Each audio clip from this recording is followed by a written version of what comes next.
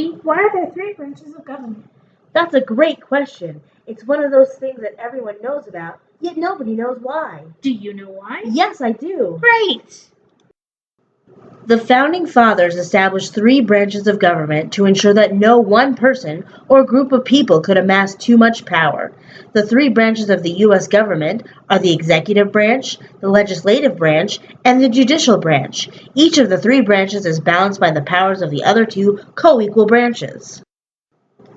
I see, it's like a balance of power thing. But what do the three branches do?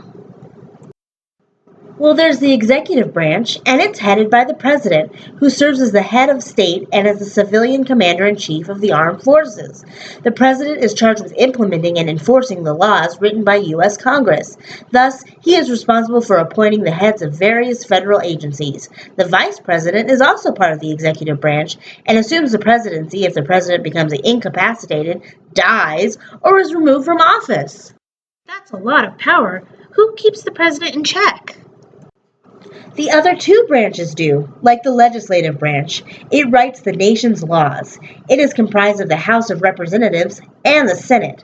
The Constitution allots each state two senators. Representatives are allotted to each state based on the population. States with larger populations receive more representatives. Additionally, Washington, D.C., Puerto Rico, and 4 other U.S. territories have representatives, but they're not allowed to vote. This is getting tricky. What branch of government can really lay the law down? The judicial branch. It interprets the nation's laws.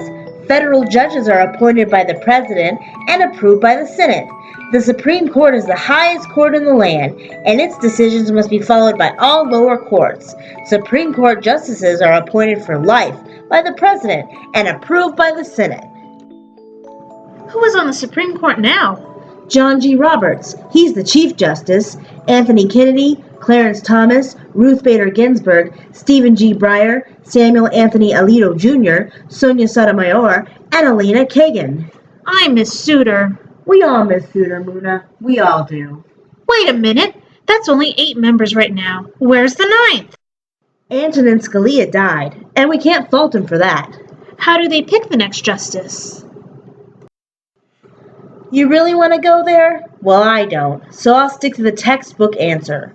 When there is a vacancy on the court, it is the job of the president to nominate a suitable candidate.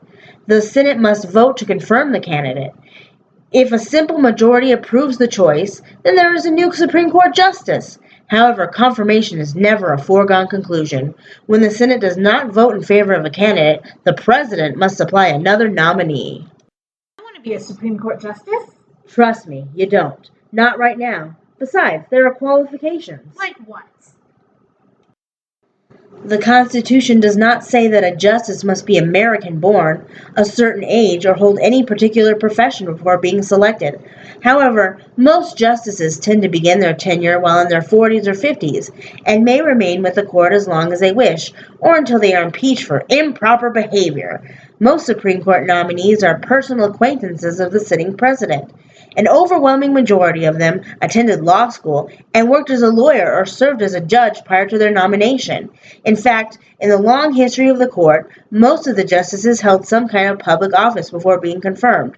Looking at the court's history also reveals that where each justice was educated is important. Most of the justices past and present attended either Harvard or Yale Law School. Many of the others were educated at Columbia, Northwestern, or other top law schools. How do you become a Chief Justice?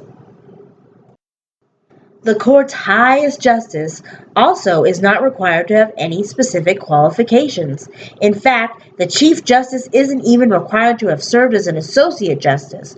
Once again, an individual is nominated by the President when the Chief Justice's seat becomes vacant, and the Senate must confirm the President's choice. Sounds like this could easily be a rich white males club. Don't say that. I mean, they're trying. It's only in more recent decades that candidates other than white, Protestant males were nominated for positions in the Supreme Court. The first African American justice, Thurgood Marshall, began serving in 1967, while the first female to serve was Justice Sandra Day O'Connor in 1981. It was not until the 21st century that a Latina, Justice Sonia Sotomayor, was selected for the Supreme Court. See, they're making attempts at diversity. So this checks and balances system is pretty great. Does it work well? It started out as a great idea, but today, Muna, not at all.